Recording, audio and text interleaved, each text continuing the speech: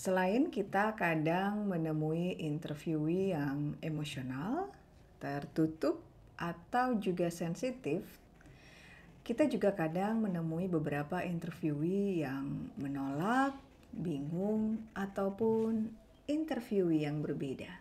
Oleh karena dalam proses wawancara akan menemui beberapa kesulitan, ya, tidak akan semuanya berjalan dengan lancar, maka interviewee yang memiliki perbedaan karakteristik ini diperlukan beberapa strategi khusus dalam menangani interviewee yang sulit.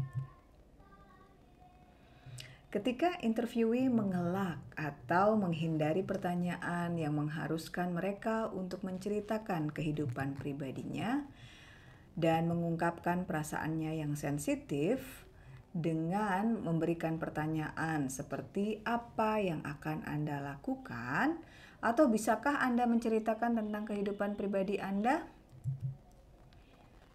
Nah, bila interviewee memberikan jawaban yang bertele-tele dengan mengulang pertanyaan yang diberikan, atau interviewee tertawa mendengar pertanyaan yang diberikan dan interviewee akan pergi ke pertanyaan yang lain, berpindah kepada pertanyaan yang lain, serta mengabaikan pertanyaan sebelumnya, maka itu merupakan sinyal penolakan atas pertanyaan yang diajukan. Interviewee mungkin memberikan jawaban yang tidak benar atau tidak jujur, sehingga sebagai interviewer yang profesional harus dapat mendengarkan secara cermat dalam mendeteksi ketidakjujuran dari bahasa nonverbal yang ditunjukkan oleh interviewee, termasuk juga kontak mata. Kontak mata, bila terjadi penolakan kontak mata, maka bila kondisi interviewee terus-menerus melakukan penolakan dalam menjawab pertanyaan, maka dianjurkan untuk menghentikan wawancara dan meminta untuk dilanjutkan pada pertemuan selanjutnya, atau kalau memang diperlukan maka yang dibutuhkan adalah berpindah atau memilih interviewee lain yang lebih tepat.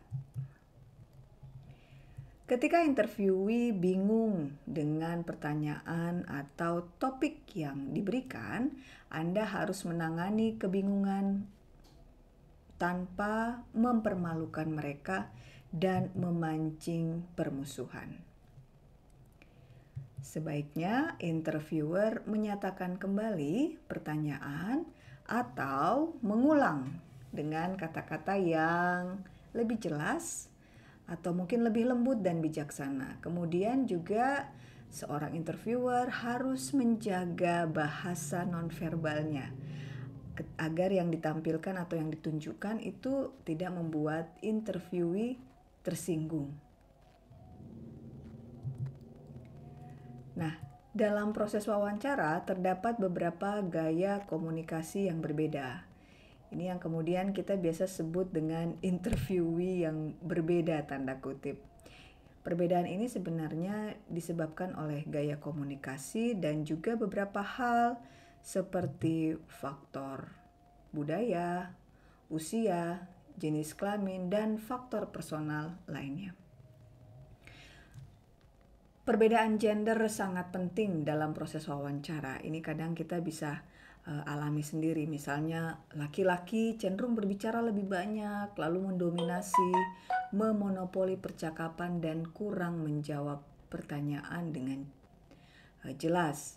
Sementara wanita kadang cenderung untuk menjawab pertanyaan tetapi masih menimbulkan pertanyaan selanjutnya. Karena biasanya kadang perempuan memberikan respon yang minimal, misalnya ya, oke, atau pasti. Itu pada beberapa budaya. Pada beberapa budaya yang lain juga malah sebaliknya. Laki-laki menjawab seminimal mungkin dan perempuan lebih banyak menjawab pertanyaan yang diajukan.